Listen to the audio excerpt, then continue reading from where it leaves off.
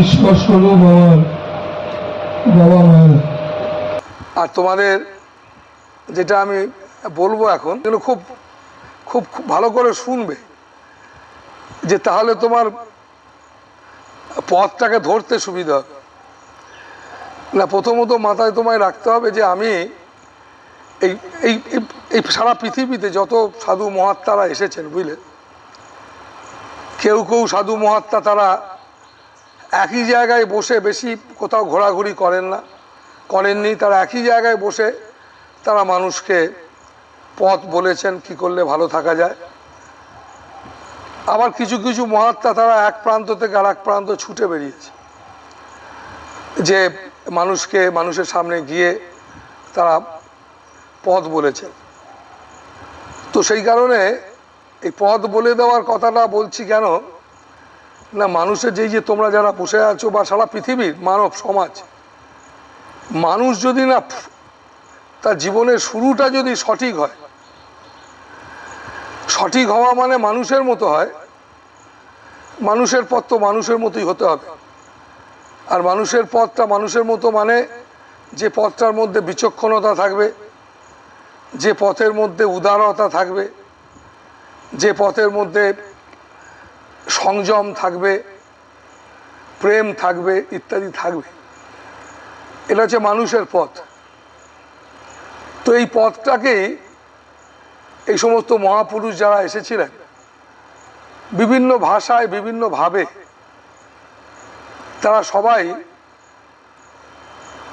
সেই একটা জিনিসকেই তারা ইঙ্গিত করেছিলেন যে এইটাই তাদের সবার পথ, প্রতি মানুষের পথ। তাই প্রত্যেকটা মহাপুরুষ যারা এই ধরিত্রীতে এসেছিলেন তাদের ভাষা হোক এসব আলাদা আলাদা, কিন্তু উদ্দেশ্যটা তো সবার এক ছিল। এবং এখনও যারা আছেন তারা সবাই একই কথা বলেন। তো সেই কারণে তোমাদের আমি বলতে চাইছি যে আমি ব্যক্তিগতভাবে কোনোদিন এই শেকড় বাকড় তাবিজ কবজ বা ফুল বেল পাতা ঠাকুরের চরণ থেকে ঠেকিয়ে নিয়ে গিয়ে ভালো থাকবো, ছোট থেকে বিশ্বাসী না। যে আমি কোথাও যাব গিয়ে আমায় মাথায় হাত দিয়ে দেবে তাহলে আমার ভালো হয়ে যাবে, বা মাটিতে গড়াগড়ি খাবো তা হয়ে যাবে ভালো, এতে আমি ছোট থেকে কোনো মতে বিশ্বাসী না। আর আমি মানুষকে এটা বিশ্বাস করাতে চাই না। কেন বিশ্বাসী না? না এই কারণে বিশ্বাসী না, যেখানে এই বিশাল বিশ্বভুবন যারা সত্যদ্রষ্টা, যারা সত্যকে যা মানে, যারা সত্য সন্ধানী, যারা সত্যকে জেনেছিল, তারা কিন্তু তারা সবসময়ের জন্য সত্যকে নির্ভর করতে বলেছে। তারা কোনো সময়ের জন্যে অন্য কিছুর উপর নির্ভর করো তারা চায়নি। এবং আমি যেহেতু সত্য দ্রষ্টা, যারা সত্য সন্ধানী, তাদের ছোটোবেলা থেকেই পছন্দ করি, তাদেরকেই আমি ভালোবাসি। তাদের পথটাই তো আমারও পথ এবং প্রতিটা মানুষের পথ। তো সেই জন্য সেই পরম সত্যের অনেক নাম, বিভিন্নজন বিভিন্ন নামে তাকে ডাকে। তাই মানুষ বুঝে উঠতে পারে না বলে গুরু ধরে, একজনকে সদ্গুরু খোঁজে। সদ্গুরু মানে যাকে আশ্রয় করতে পারবে। মানে যেমনভাবে একটা ছেলে মেয়ে বিবাহ করতে গেলে যেমনভাবে বুঝতে হয় যে আমি সারা জীবন এই বাড়িতে এবং যার সঙ্গে থাকবো একসাথে আমরা পারবো কি পারবো না সব বুঝতে হয়, ভাবতে হয়। তার জন্য বাবা মা সবাই মিলে এটা নিয়ে হাজার হাজার বছর ধরে এই সমস্ত তার জন্য দেখাশোনা হয়, ইত্যাদি ইত্যাদি। ঠিক তেমনিভাবে তুমি যাকে সদ্গুরু বলছো, যাকে তুমি গুরু মানে সেটা স্বামী স্ত্রী না, এটা অনেক বড় ব্যাপার। মানে যার পথ ধরে তুমি এই শেষ নিঃশ্বাস পর্যন্ত তুমি সঠিক পথে মানুষের মতো হয়ে তুমি বাঁচবে, যার পথ ধরে চললে তুমি বাঁচতে পারবে।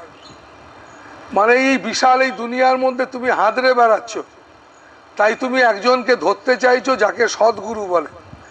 কেন ধরতে চাইছো না? যাকে ধরে, যার পথ ধরে, যার মত ধরে তুমি তোমার এই জীবনকে বিতাতে চাইছো, মানে জীবন কাটাতে চাইছো। এটার জন্য মানুষ সদ্গুরু ধরে।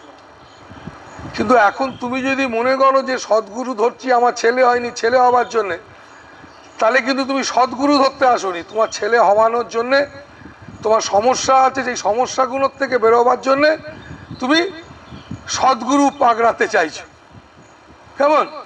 সদ্গুরু ধরতে, সদ্গুরুকে পাকড়ানো যায় না, সদ্গুরুকে ধরাও যায় না, সদ্গুরুর শরণাপন্ন হতে হয়। কেমন? কেন সদ্গুরু পাকড়ানো যায় না, সদ্গুরু ধরা যায় না? না, যায় যদি সে এই সাধারণ মানুষের মতো বুদ্ধির জগতে বাস করে। মানে বুদ্ধির জগৎ মানে যেখানে খাওয়া পড়া শোয়া বসা দাঁড়ানো এই নিয়েই জীবন আর কি, তাহলে তাকে ধরা যায় তোমারই মতো, সে তার ভাবনা চিন্তা সব তোমারই মতো 19-20 আর কি। আর যিনি সদ্গুরু, তিনি বোধের জগতে বাস করেন, যার বোধের জগতে যার আনাগোনা মানে বুদ্ধির বাইরে, তাই বোধের জগৎ মানে সেই জ্ঞানময় জগৎ। তাই দেখবে আমার পথ, আমি তোমাদের কি পথ তোমাদেরকে অনুসরণ করতে বলছি। আমাকে যদি জিজ্ঞেস করে কেউ যে গুরুদেব আমরা কোন পথ, আমাদের পথটা কি, আমরা কোন পথ ধরে চলবো, তো তাই আমার পথ কি না, আমার পথ হচ্ছে জ্ঞান মিশ্রিত ভক্তি যোগ। জ্ঞান মিশ্রিত মানে ঠাকুর রামকৃষ্ণ খুব সুন্দর বলেছিলেন যে অদ্বৈত জ্ঞান আঁচলে বেঁধে সংসার করতে হয়। কেমন? তাই জ্ঞান মানে যিনি অদ্বৈত, মানে যা জ্ঞান মানে যেটা অভেদ, তুমি আমি জগতে যা কিছু গাছ পাতা যা কিছু এখানে যা আছে, গরিব দুঃখী, এখানে হিন্দু মুসলিম খ্রিস্টান, জগতে কীট পতঙ্গ অণু পরমাণু যা দেখতে পাচ্ছি সবই এক, অভিন্ন, এখানে কোনো পার্থক্যতা নেই। এই জ্ঞানটা তোমার মধ্যে আনতে হবে।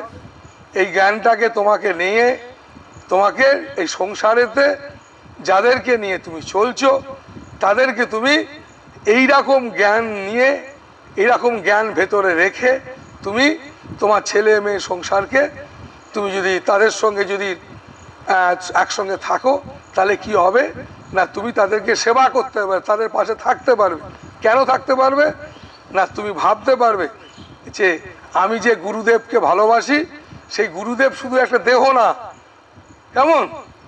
আমি সব সময় বলি যে গুরু মানে দেহ না, শুধু এই দেহটা গুরু না।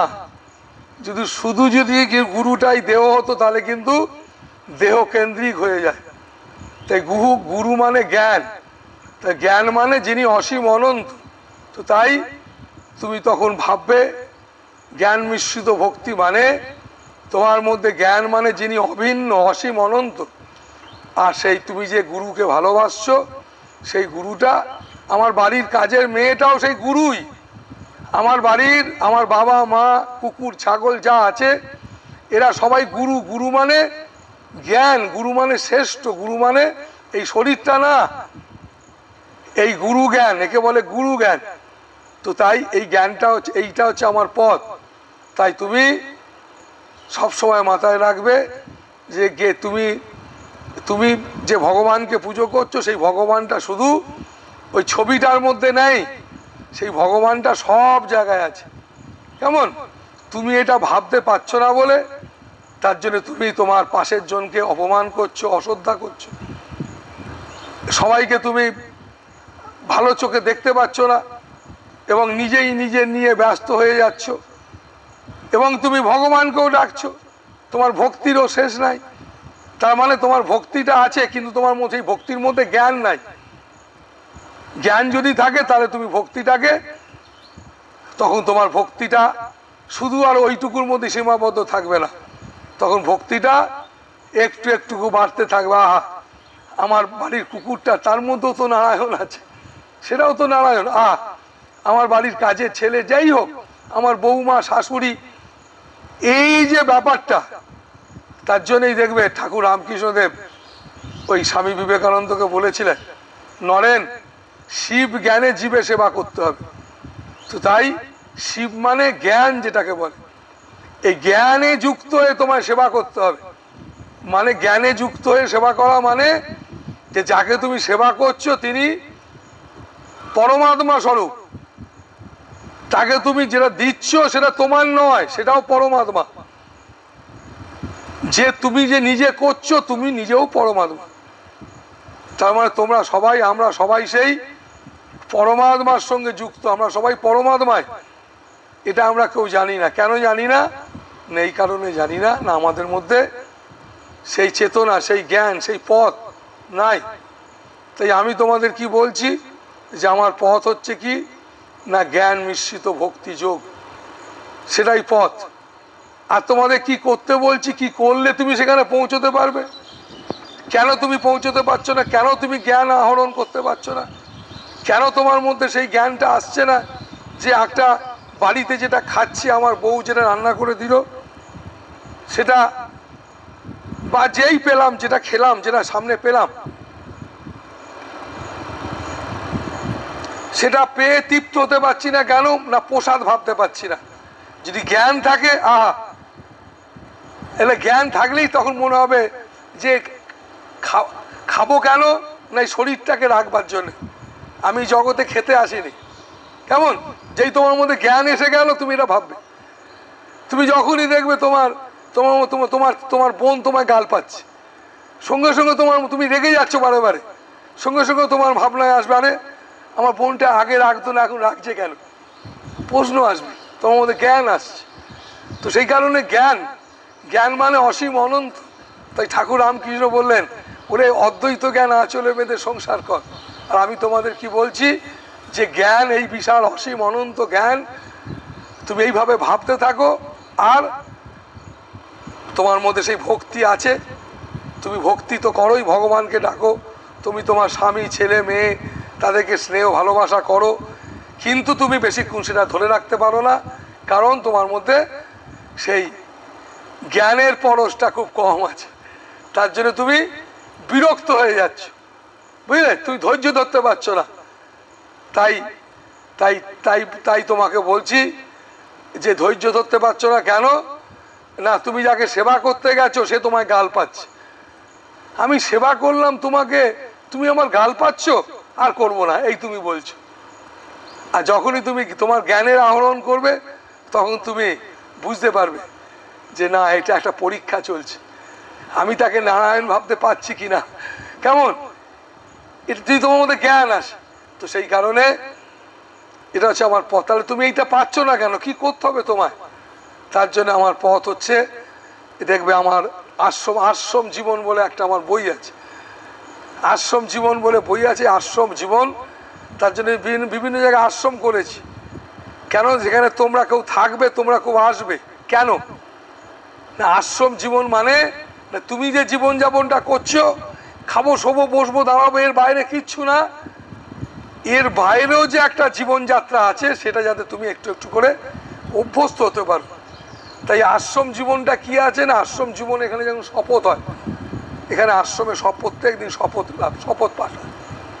যারা আশ্রমে থাকে তাদেরকে শপথ পাঠ করতে হয়। কি শপথ পাঠ করতে হয় না? আজকে আমি শপথ করছি আমার আদর্শ হবে ত্যাগের, আমার আদর্শ হবে উদারতার। আজকে আমি যে থাকবো, আমি ত্যাগের আদর্শ নিয়ে চলবো, সারাদিন থাকবো। তার মানে সে এই আদর্শটা সে সারাদিন সকল কিছুর মধ্যে থেকে সেইটা মানসিকতা নিয়ে থাকবে। কেন? এই কারণে থাকবে, সে তো এইভাবে থাকে না। তাকে 5টা কথা বললে 10টা উত্তর দেয়, আজে বাজে চিন্তা করে সারাদিন ধরে, শুধু এটা পেলাম না, সেটা খেলাম না, সেটা করলো, ও কেন বলেছে, ও আমার থেকে বেশি সুন্দর বলে তাই অমুক, ও আমার থেকে বেশি, এইসব আজে বাজে কথা শুধু ভাবছি। এই সমস্ত ভাবনাগুলো আমি ভাববো না কিছুক্ষণের জন্য। তুমি তো কিছুক্ষণের জন্য ভাববো না, তুমি এরম শপথ নিয়েও পারবে না। তুমি নিজে ব্যক্তিগতভাবে তুমি তোমার মনকে বিভিন্ন কিছুতে বিক্রি করে ফেলেছো, বুঝলে? তুমি তোমার মনকে বিভিন্ন কিছুতে বিক্রি করে দিয়েছো। তোমার অর্থের অভাব যত না, তোমার মানসিক অভাব অনেক বেশি, বুঝলে? তোমার ভেতরের অভাব অনেক অনেক বেশি। তোমার স্বামী স্ত্রীর মধ্যে যত না ঝগড়া, তোমার ভেতরে তার থেকে তোমার অভাব, তোমার অনটন, তোমার সমস্যা মানসিকভাবে অনেক বেশি তুমি করে ফেলেছো। এই যে তুমি যে মানসিকভাবে বিভিন্নভাবে বিক্ষিপ্ত হয়ে গেছো, এর কোনো ওষুধ নাই কিন্তু, জানিস, আমি তোকে বলছি, এর ওষুধ হচ্ছে একটাই, যে তোমাকে চেষ্টা করা যে আমার এই রোগটা কি আমার আছে। আগে নিজেকে নিজে বলো যে এই রোগটা আমার একটুখানি আছে। যদি নাই তো করবে কেন? তোমার মানসিক কোনো বিকার আছে? তুমি কি অকারণ কোনো কোনো জিনিসে অতিরিক্ত চিন্তা করে, অতিরিক্ত কিছু কাম, লোভ, সেক্স, ক্রোধ, অতিরিক্ত অতিরিক্ত, সবটাই অতিরিক্ত। এই অতিরিক্ত তো কোনো জিনিস ভালো না। তুমি তো ডিসব্যালেন্স হয়ে যাচ্ছ। বাচ্চা থেকে বুড়ো যে কোনো মানুষের জন্য ব্যালেন্সটাই তো আসল। তার মানে তোমার যদি এটা থাকে, ডিসব্যালেন্স কোনো জিনিস থাকে, তাকে ব্যালেন্স করার জন্য তোমাকে অবশ্যই, তার জন্য আশ্রম জীবন। আশ্রম জীবনটা হচ্ছে একটা ব্যালেন্স জীবন করার একটা একটা একটা একটা পথ। তাই তোমাদেরকে আমি এই যে জ্ঞান মিশ্রিত ভক্তি যোগ যেটা কথা বললাম, যেটা আমার পথ, সেই পথে চলতে গেলে তোমায় কি করতে হবে, কি করণীয় তোমার, তার জন্য তুমি আমার আশ্রমে আসবে, এসে 2 দিন 3 দিন থাক, ভালো করে জানবে। বাড়িতে গিয়ে ব্যক্তিগত জীবনেও একটু একটু করে সেটাকে কাজে লাগাবে। শুধু ঠাকুর তোমার প্রার্থনা করবো তা না, তোমায় মাথায় রাখতে হবে, তুমি যতই যার জন্যেই ভাবো আমি না থাকলে ও খেতে পাবে না, ও শুতে পাবে না, বসতে পাবে না, ওরে তুই তো একদিন থাকবি না, ভাববে কি? ভাবার কিছু তো নাই। তুই এত ভাবছিস কেন? না অভ্যাস করে ফেলেছ। তুমি কোনোদিন কাউকে খুশি করতে পারবে না।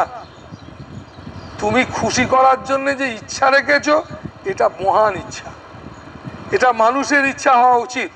আমি আমার স্ত্রীকে, আমার ভাইকে, আমার ছেলেকে, আমার মাকে খুশি করতে চাই, এই ইচ্ছাটা ভীষণ ভালো, এটা মানুষের হওয়া উচিত। কিন্তু তুমি খুশি তো করতে পারবে না। যদি বলো কেন করতে পারবো না, এই কারণে করতে পারবো না, জানো, আমরা কোনোদিন কারোর সঙ্গে বোঝাপড়া করিনি। আমরা জীবনে ছেলে মেয়ের সঙ্গে করিনি, স্বামী স্ত্রীর সঙ্গে করিনি, জীবনে কারোর সঙ্গে বোঝাপড়াটা করিনি। এই জীবনের বোঝাপড়ার একটা বিশাল ঘাটতি রয়ে গেছে সারা পৃথিবীতে। তার জন্যে একটা মানুষ আর একটা মানুষের পাশে, কুকুরের পাশে বসে কাটিয়ে দিচ্ছে জিন্দেগি, মানে যে কোনো জীবজন্তুর পাশে বলছে এটা কাটিয়ে দেবো, কিন্তু একটা মানুষ আর একটা মানুষের পাশে বসতে পারছে না, কাটাতে পারছে না। কিন্তু মানুষের পাশে না কাটালে কাটাবে কে? তো এরকম একটা ভয়ঙ্কর একটা দুর্দিনের মুখে আমরা পড়েছি সারা পৃথিবী, এরকম একটা জায়গায় পৌঁছচ্ছি। তো সেই কারণে আজকে আমাদের খুব ভাববার সময়, যে তুমি যদি ভাববার এই কারণে সময় বলছি, আমি তো তোমায় কোনোদিন শেকড় বাকড় তাবিজ কবজও দেবো না, আমি কোনো মিরাকেল বা অলৌকিক ঘটনা ঘটাবো না, এবং তোমাকে ভবিষ্যৎবাণীও করে দেবো না। কারণ আমি অতি সাধারণ মনে করি, এবং ঈশ্বরকে আমি ভীষণ সাধারণ মনে করি। ঈশ্বরকে আমি কোনোদিন অসাধারণ মনে করি না। আর তাই আমার দেখবে প্রচুর জায়গায় লেখা আছে যে জগতে সব থেকে কঠিন কাজ কি বলো তো? সহজ হওয়া। তো ঈশ্বর হচ্ছেন সব থেকে সহজ। যেমন বাবা মা অতি সহজ ছেলে মেয়ের কাছে, ঠিক আমাদের জীবনে সব থেকে সহজ হচ্ছে সেই ঈশ্বর। ঈশ্বর মানে সেটাই যেটা আমাদের আসল স্বরূপ। আমাদের আসল স্বরূপটা তো জানি না। আমরা আসল স্বরূপ বলতে জানি আমি একটা, কিছু একটা। তো এইটা যেহেতু জানি আমি কিছু, তো এইটা আসল স্বরূপ না। তো এই আসল স্বরূপটা আমাদের এই কিছুটার বাইরে। তো এটা মানুষ যেদিন জানতে পারে, বুঝতে পারে, সেদিন মানুষ খুশি হয়, ভালো থাকতে পারে। তো সেই কারণে বাবা মায়েরা, আমি নিজে বিশ্বাসী, তো সেই কারণে আমি তোমাদের এটা বলতে পারি যে আমি তো কোনো মিরাকেল বা অলৌকিক বা মাদুলি কবচ দিয়ে বা লোক জড়ো করা বা লোকের থেকে এই সমস্ত করে যে 10 টাকা 20 টাকা দে রে ভাই ভুজুং ভাজুং দিয়ে, কেন আমি এতে বিশ্বাসী না। কারণ সব সময় মাথায় রাখবে, জল দিয়ে কোনো দিন দই হয় না। দুধেতেই সাজা দিয়ে দই হয়, যেটা দুধ সেটাই দই হয়। তো যেটা সত্যি সেটাই সত্যি থাকে। তো তাই হাজার হাজার বছরের যীশু খ্রিস্ট থেকে আরম্ভ করে হাজার হাজার বছরের অনেক বড় বড় সব কবির দাস, গুরু নানক থেকে এরম অনেক মহাত্মা মহাপুরুষ, এরম সত্যদ্রষ্টারা আমাদের সোসাইটিতে এসেছিলেন। তখন এত মিডিয়া বা এত কিছু ছিল না, কিন্তু আমরা তাদের নাম শুনেছি, তাদের সম্বন্ধে জানি। কেন বলো তো? এত তো মিডিয়া এত কিছু ছিল না, এত জানতে পারলাম কি করে? না, তারা সত্যি ছিল। সত্যি কথাটা বলছি মানে, সত্যি মানে কবির দাস ব্যক্তিটা সত্যি না, কবির দাসের ওই চেতনাটা সত্যি ছিল। ব্যক্তিটা তো নিশ্চিত ছিল, কিন্তু ওই দিব্য চেতনাটাও সত্যি ছিল। যে দিব্য চেতনায় মানুষ রাঙা হলে একটা ছেলে এবং একটা মেয়ে পাশাপাশি জিন্দেগিভর থাকতে পারে। দুজন দুজনের কাছে শারীরিক কেন কোনো কিছুই চাওয়া পাওয়ার ইচ্ছা থাকে না। এটা কখন হয়? যখন সেই ছেলে মেয়েটা এই বুদ্ধির বাইরে চলে যায়, এই বুদ্ধির বাইরে। কিন্তু জাগতিক জগৎ এই বুদ্ধির গোচর। তাই আমাদের ঋষিরা সেই বুদ্ধির বাইরের সেই বোধের জগতের কথা বলতেন। তো সেই কারণে সেই বোধের পরশ যদি মানুষ পায়, তাহলে অন্তত পক্ষে একটা ছেলে একটা মেয়ে, একটা মানুষ আর একটা মানুষকে অন্তত সম্মান তো করবে। অন্তত পক্ষে আজকে একটা মেয়ে বা একটা ছেলে যাকেই ছাড়ি না কেন, কাউকে না কোথায় যাক না কেন, এত টেনশন, এত চিন্তা ভাবনা করতে হয় না। কেন না? আমরা নিজেরা নিজেদেরকে বুঝতে পারবো, আমরা নিজেরা নিজেদেরকে জানতে পারবো, আমরা নিজেরা নিজেদের সম্মান থেকে আরম্ভ করে কতটা গুরুত্ব আমাদের সোসাইটিতে, আমি শ্রেষ্ঠ জীব হিসেবে, তো সেইটা আমরা বুঝতে পারবো। তো তাই বাবা মায়েরা, তোমাদেরকে আমি এত কথা বলছি এই কারণে বলতে চাইছি, এর জন্যে কোনো জাগতিক পড়াশোনার দরকার লাগে না। সব সময় জানবে অনেক পড়াশোনা, অনেক বই তোমাকে অনেক কিছু জানতে শেখাবে, জানা দরকার। অনেক পড়াশোনা, অনেক বই পড়াশোনা করে জানতে শেখায়, জানা দরকার, এটা দরকার। কিন্তু অনেক পড়াশোনা, অনেক বই একটা মানুষকে মানুষ করতে পারে না, বুঝেছ? একটা মানুষকে মানুষ করতে গেলে এইসব জাগতিক পড়াশোনা লাগে না। একটা মানুষকে মানুষ হতে গেলে শুধু নিজেকে জানতে লাগে, আমি মানুষ, শুধু এটা বুঝতে লাগে। এই মানুষ, এই মনুষ্যত্ব, এই গুণটাকে যদি কেউ বোঝবার চেষ্টা করে, তাহলে সে বুঝতে পেরে যায় এই মানুষ শ্রেষ্ঠ। কেন না? মনুষ্যত্বের বাইরে আর একটা চেতনা আছে, যে চেতনাটার নাম ঈশ্বর। কেমন? যে চেতনায় মানুষ রাঙা হলে নিজেকে ধন্য করতে পারে। তুমি জগতে বিয়ে করতে আসোনি, তুমি এখানে তোমার ছেলে মেয়ে সংসার হবে, এসব তুমি স্বপ্ন ফেঁদেছ, তুমি কল্পনা, তুমি ইচ্ছে করেছো। তুমি বিয়ে করতেও আসোনি, তুমি সন্ন্যাসী হয়ে সব ত্যাগ করে চলে যেতেও আসো। তুমি এখানে এসেছো জগতে শুধু পার্মানেন্ট একটা আনন্দের পরশ পাবে বলে। এই পার্মানেন্ট আনন্দটা তোমার জীবনে দরকার। যার জীবনে এই পরশটা নাই, তার সকল কিছু থেকেও কিচ্ছু নাই। তো তাই তোমাদের আমি বলবো যে তোমার জীবনকে শুরু করতে গেলে, তাই ভালো রাখতে গেলে, ভালো থাকতে গেলে, তাই এই রকম একটা যে আদর্শের কথা তোমাদের বললাম, কি সেই আদর্শের কথা বললাম না? তোমাদের আদর্শের কথা বললাম যে তোমার মধ্যে সেই জ্ঞান আসুক। তোমার মধ্যে ভক্তি আছেই, শুধু জ্ঞানটা চাই, তাহলে তোমার মধ্যে শক্তি জেগে যাবে। তুমি বুঝতে পেরে যাবে যে তোমার মধ্যে কি শক্তি আছে, তোমার মধ্যে কি আনন্দ আছে, এবং তুমি নিশ্চিত তুমি তোমাকে অনেক সজাগ, অনেক সচেতন করে তুলতে পারবে।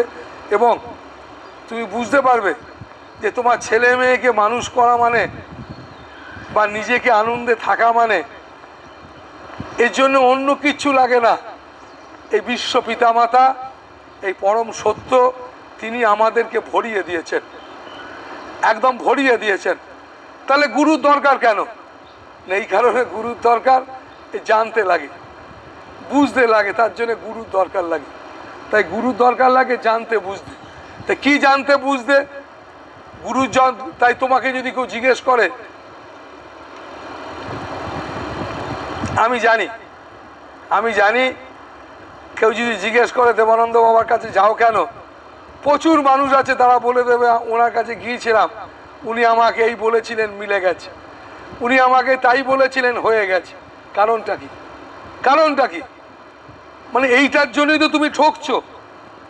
আর তোমাকে ঠকাবার জন্যে প্রচুর ঠকবাজ বসে আছে, যুগ যুগ ধরে এরকম ঠকবাজ বসে আছে, গ্রামে গঞ্জে চতুর্দিকে বসে আছে, তারা তোমাকে ঠকাবার জন্য।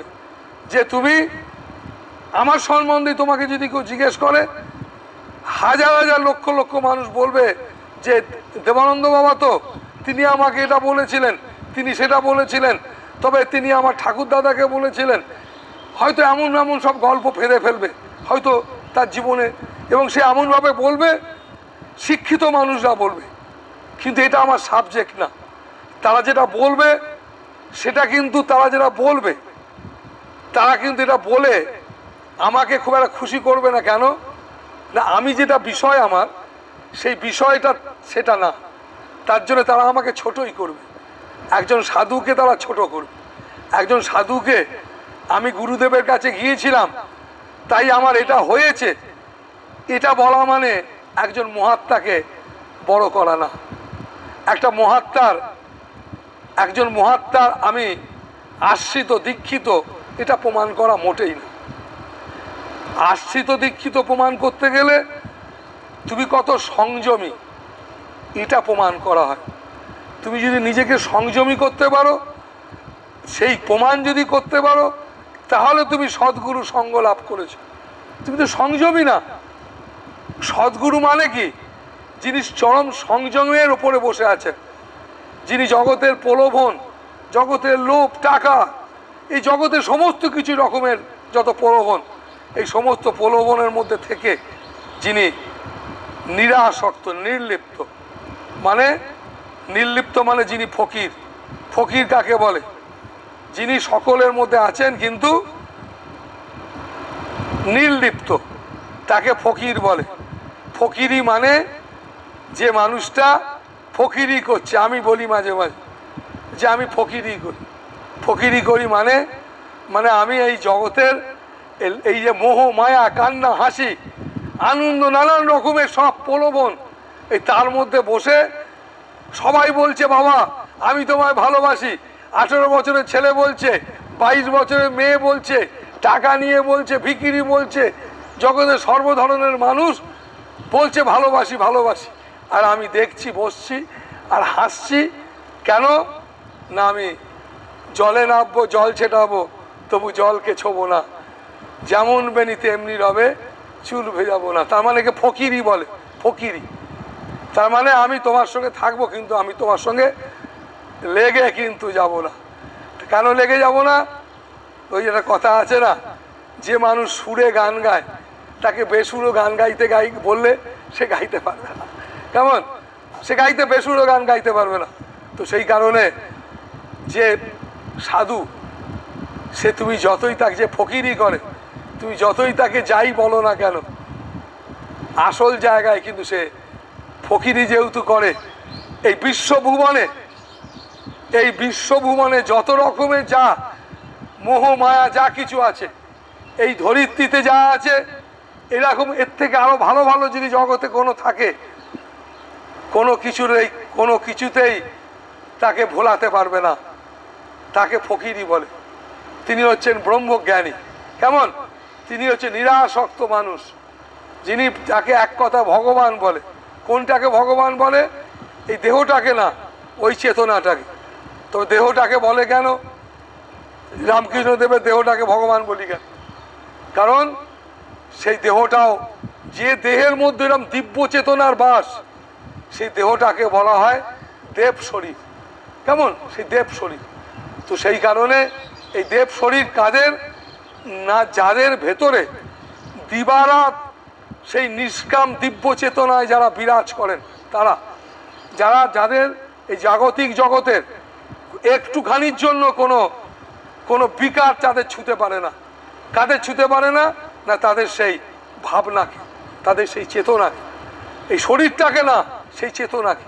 তুমি কষ্ট পাও না, তোমার চেতনা কষ্ট পায়, তোমার ভাবনা কষ্ট পায়, তোমার মানসিকভাবে তুমি দুর্বল, শরীর বুঝতে পারা যাচ্ছে না, শরীর তুমি সেজে গুজে বসে আছো, শরীর দেখে মনে হচ্ছে কি চকচকে তোমার চেহারা, কিন্তু ভেতর তোমার একবারে কিরকম, একবারে যেন খাপি খাচ্ছে কাতলা মাছের মতো, বুঝলি?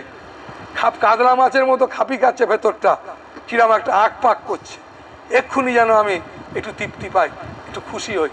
তো তাই বাবা মায়েরা, তাই তোমাদের ভালো থাকতে হবে।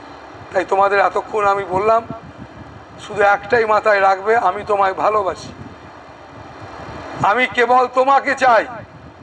আমাদের শাস্ত্রে এই যারা বসে আছি, আমাদের শাস্ত্র কি জানো? বেদ, বেদ ভিত্তিক আমরা। বেদ, বেদ মানে জ্ঞান, বেদ মানে শুধু বই না।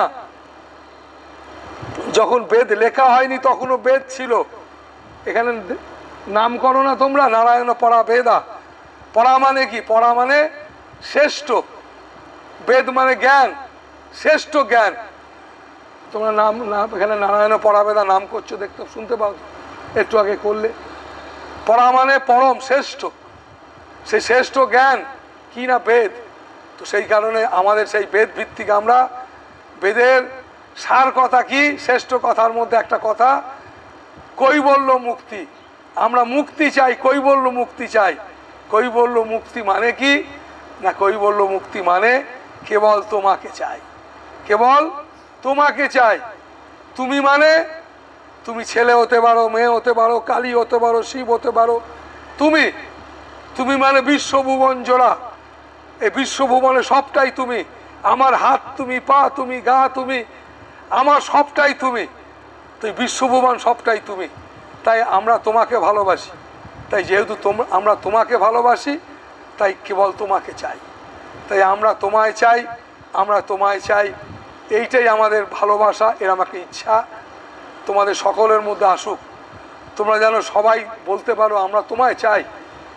আর এরকম একটা ইচ্ছা মনের মধ্যে রাখো, আর প্রার্থনা রাখো, যদি বাই চান্স এই ইচ্ছা থেকে সরে যায়, তুমি যেন সরে যেও না। কেমন?